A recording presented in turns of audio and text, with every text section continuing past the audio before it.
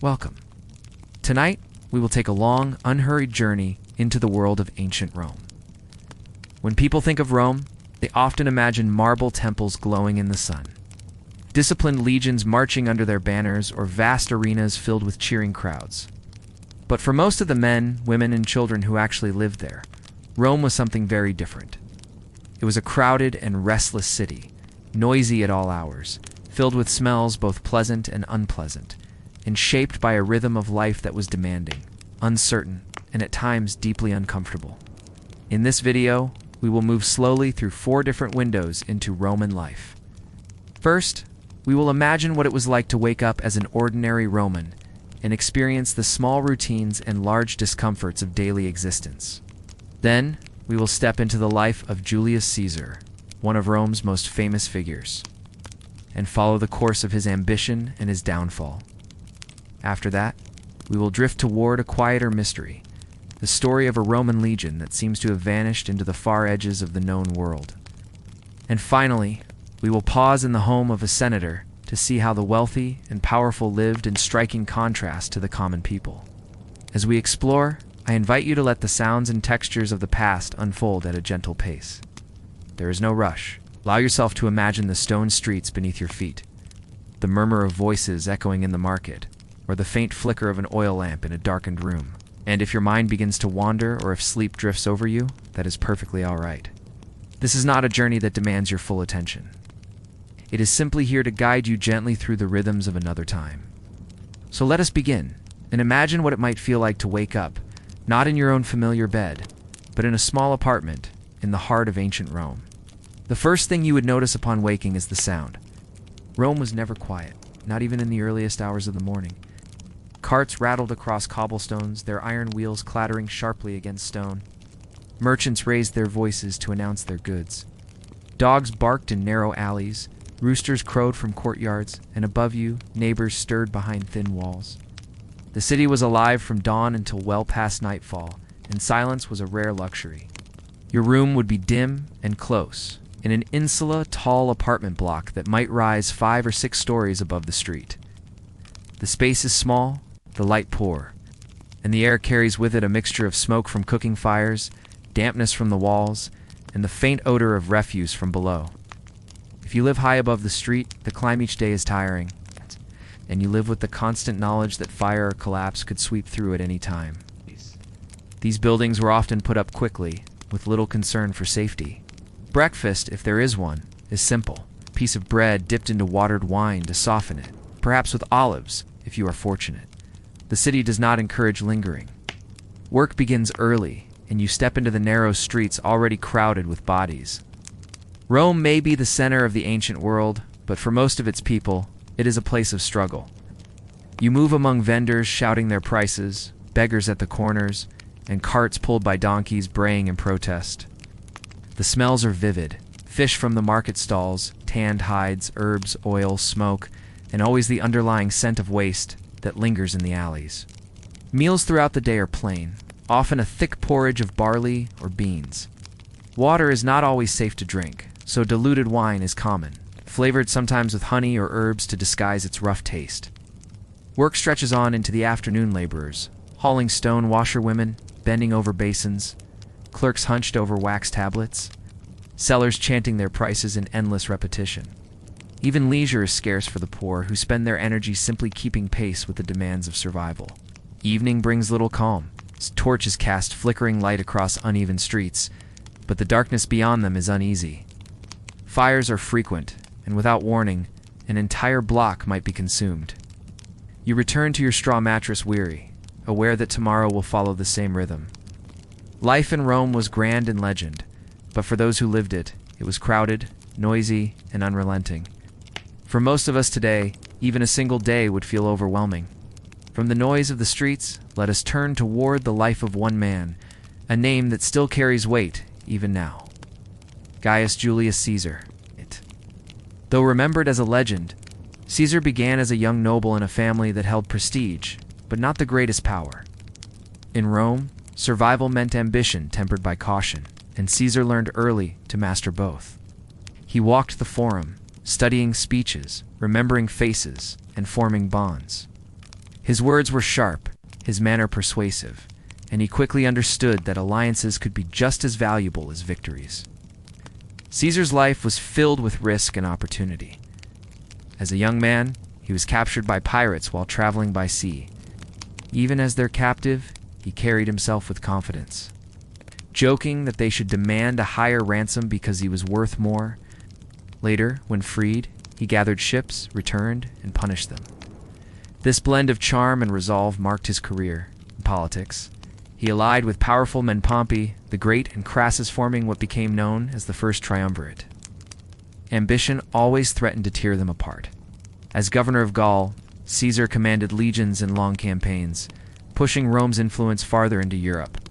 His soldiers followed him with loyalty, drawn by his leadership and the rewards he secured. But his growing strength troubled the Senate. Pompey, once his ally, turned into his rival. When the Senate ordered Caesar to step down from command, he faced a choice: surrender power or hold it by force. In 49 BCE, he crossed the Rubicon River with his army. A simple act that carried enormous weight. It was a declaration of defiance, and civil war followed. The war ended with Pompey's death and Caesar's return to Rome as master of the state. He became dictator at first, in name for limited terms, then in practice for life, reformed calendars, expanded citizenship, and reshaped administration. Yet his growing authority made others uneasy. Rome had long prided itself on resisting kings, and whispers spread that Caesar might aim for a crown. On the Ides of March, in 44 BCE, those whispers became action. Surrounded in the Senate by men he considered colleagues, Caesar was struck down. His death was justified by talk of liberty, though rivalry and fear played equal parts. The city erupted once again into uncertainty. Caesar's story is both rise and fall, brilliance and fragility. From captive of pirates to master of Rome, his journey carried him farther than almost any Roman before him.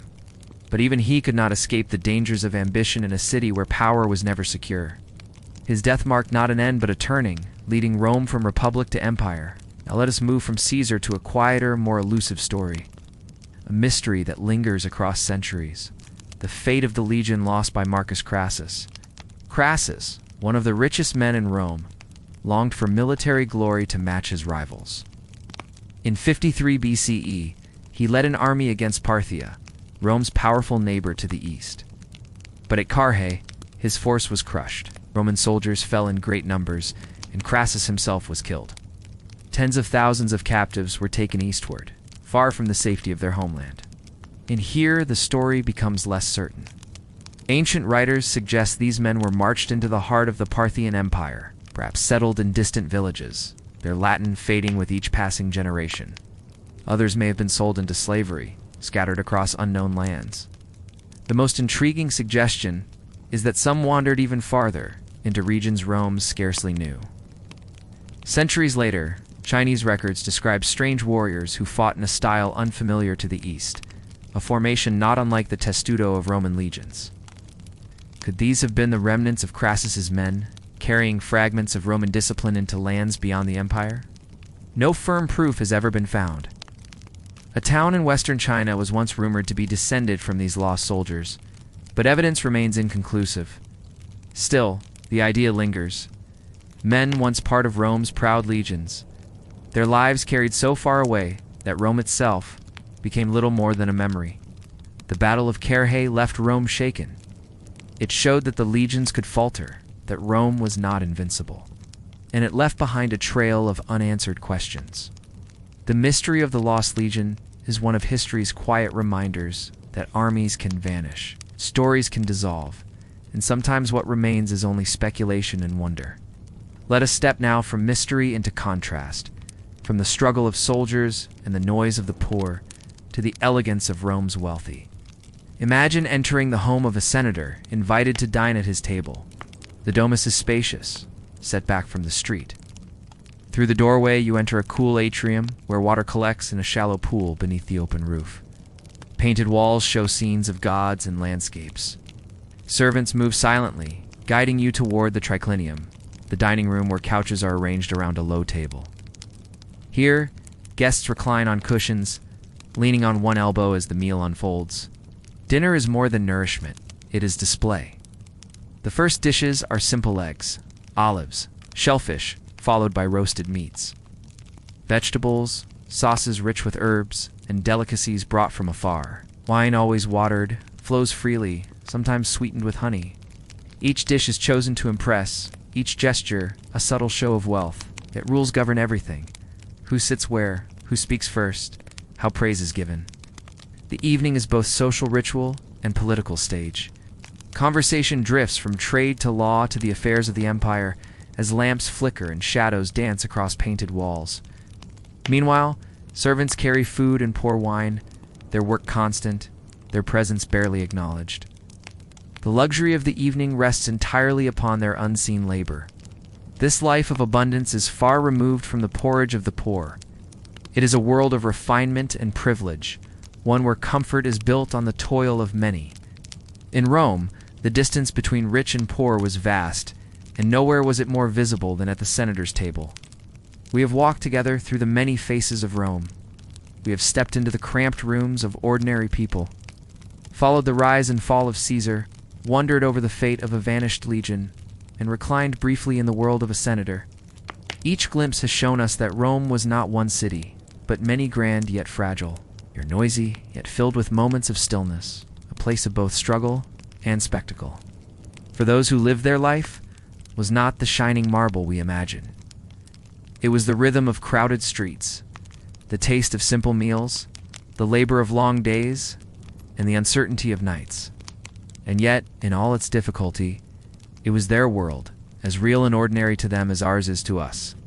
As you rest now, you can reflect on the differences. You sleep in a bed that will not collapse, in a room where the night is quiet. Your water is clean, your food plentiful, and your safety assured. The noise of Rome is far behind you, its struggles fading into the distance of time. Allow those images to drift away like the echoes of footsteps on ancient stones. Breathe gently, let your body rest, and let the past dissolve into silence. The city of Rome remains in memory, but you are here, safe, still, and at peace.